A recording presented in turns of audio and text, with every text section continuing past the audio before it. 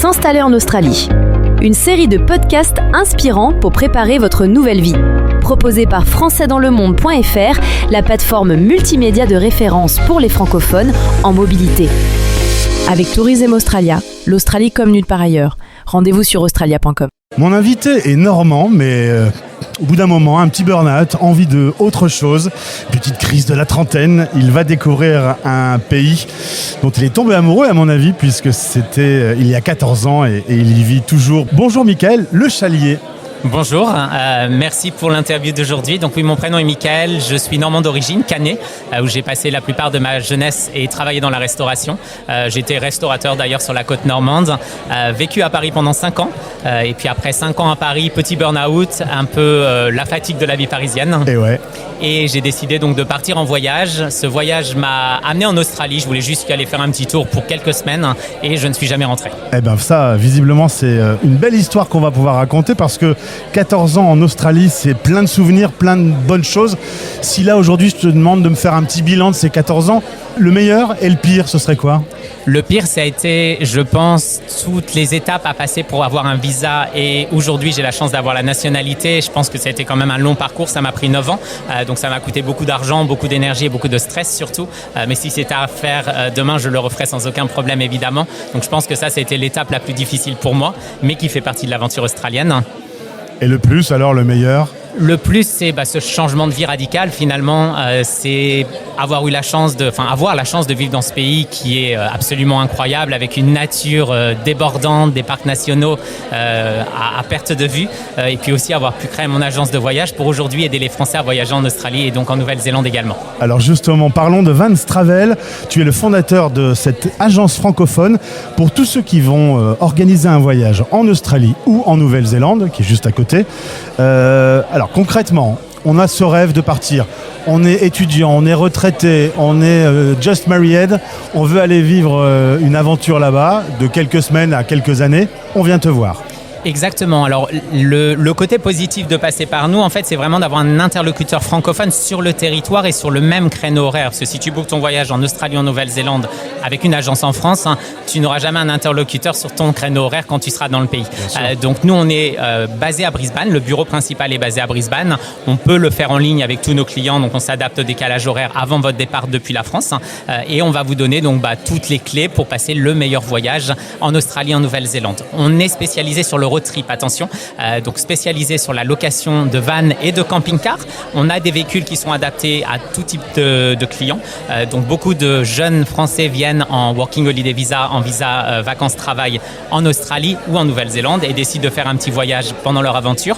Mais on a aussi papa-maman qui veulent aller visiter leurs enfants ou alors papy-mamie qui sont à la retraite et qui veulent venir vivre l'aventure australienne en road trip également. Donc nous, notre spécialité, c'est les road trips en Australie et en Nouvelle-Zélande. Alors c'est un pays, en effet, on a plein d'images dans les yeux. Le visiter avec un van, c'est la meilleure solution ?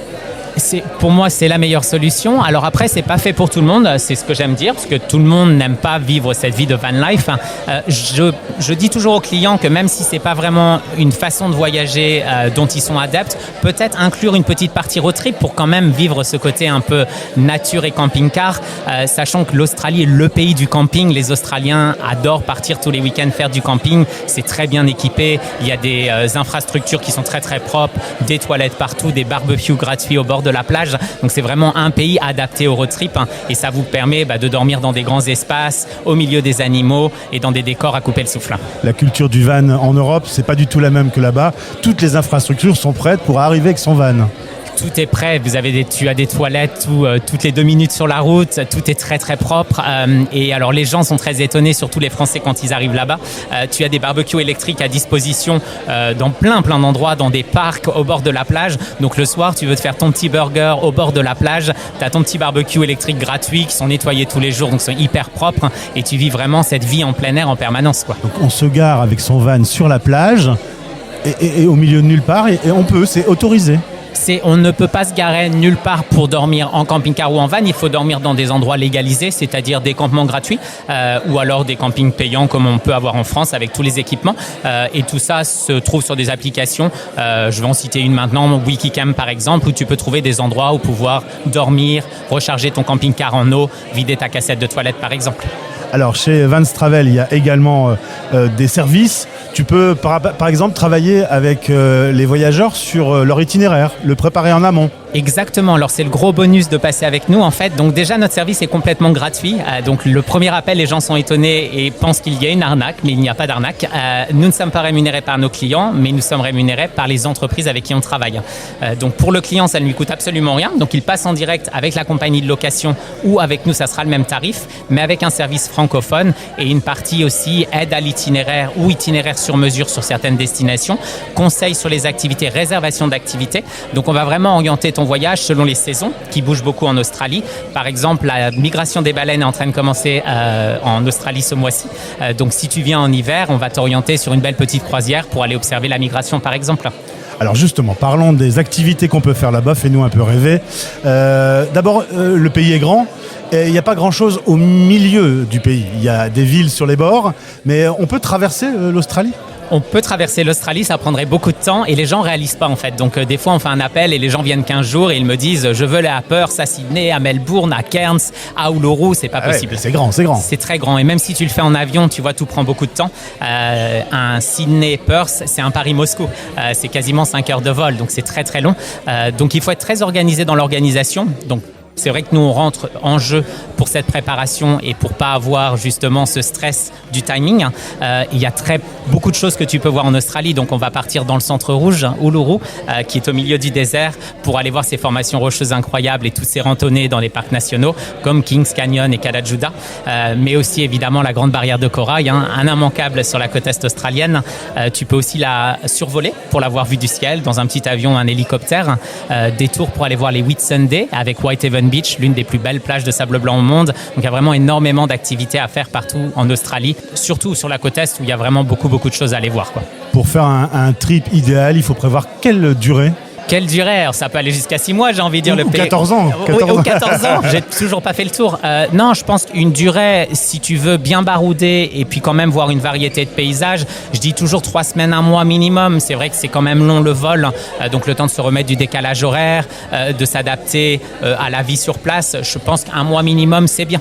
Très bien. Et alors, donne-moi tes 2 coups de cœur, les choses qui ont changé complètement ta vie de les avoir visitées. Alors, il y a un endroit qui me tient beaucoup à cœur, ça s'appelle donc les Whitsunday, je viens d'en parler. Pour moi, donc c'est sur la côte est, à peu près à 800 km au sud de Cairns. Et les plages sont vraiment à couper le souffle. Les décors c'est des décors que j'ai jamais vus ici en Europe.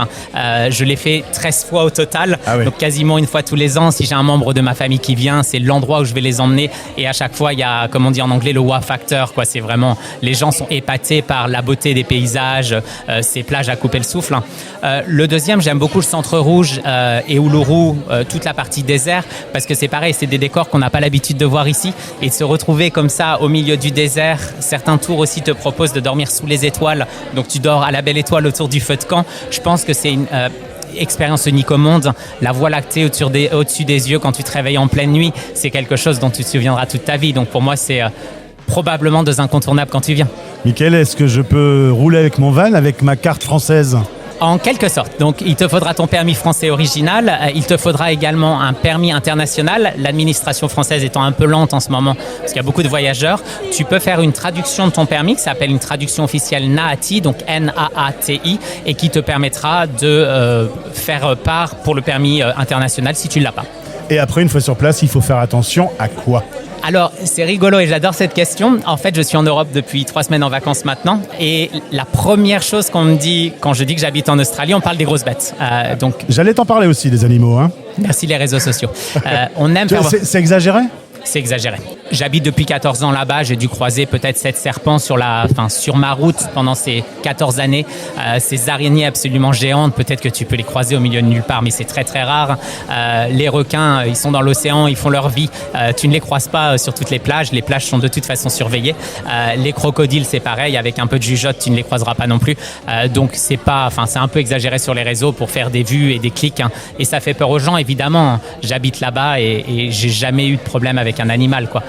On m'a déjà raconté sur cette antenne, quelqu'un qui se gare avec son van et il se réveille au petit matin et il y a des drôles de bêtes autour de son van. Ça peut arriver. Ça arrive, mais ça arrive. C'est pas méchant. Mais ça arrive hyper rarement. Et je pense qu'en plus, on verra plus souvent des animaux mignons que des animaux méchants. Enfin, quand tu es en road trip, tu vas croiser des kangourous un peu partout, des koalas, des petits wombats, des possums. Il y a vraiment plein de vies sauvages. On a un pays incroyable pour ça.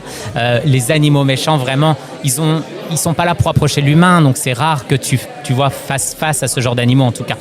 Et Mickaël, pour terminer, j'ai toujours rêvé de traverser l'Australie avec un grand talon de chaussures sur le toit de mon van. Est-ce que tu loues des camions avec... Tu as la référence du film en question ? J'ai la référence du film en question et j'ai été dans le fameux pub justement à Sydney. C'est pas vrai. Qui a pris part... c'est Priscilla Folle du désert, exactement. Le film. Ouais. Et on n'a pas de van avec un talon sur le toit, mais je pourrais faire fabriquer sur mesure un talon géant pour toi pour mettre sur le toit de ton van. Non mais chiche. Pas de problème, on le fait. Après, je ne suis pas certain de pouvoir vivre les mêmes expériences que dans ce film incroyable, mais c'est une image qui est forte quand même. Pour le coup, ils croisent des bébêtes sur la route. Oui, on veut, comme dans tout film, on a envie de faire voir un peu les clichés du pays, évidemment. Oui. Quand on fait un film en France, le cliché du Français qui fume, qui boit son verre de vin dehors et qui a une baguette sous le bras et qui porte un béret, c'est la même chose. Attention aux clichés. Exactement. Merci Mickaël. Si vous voulez en savoir plus, si c'est votre rêve, commencez simplement par passer un coup de fil, allez sur le site internet. Et puis je pense que la passion de Mickaël, elle va vite être communicative. Et vous pouvez nous suivre donc sur les réseaux sociaux pour suivre nos aventures et voir un peu tous les voyages qu'on fait en permanence. Donc c'est vanz.travel. On partage toutes les aventures et les voyages qu'on fait tout au long de l'année. Ou alors sur notre site internet évidemment pour nous contacter sur WhatsApp. Ça fait rêver. Voilà une interview qui, dans la tête de pas mal d'auditeurs, a dû déclencher quelque chose, je pense. J'espère en tout cas. Au plaisir, à bientôt. Au plaisir, merci beaucoup.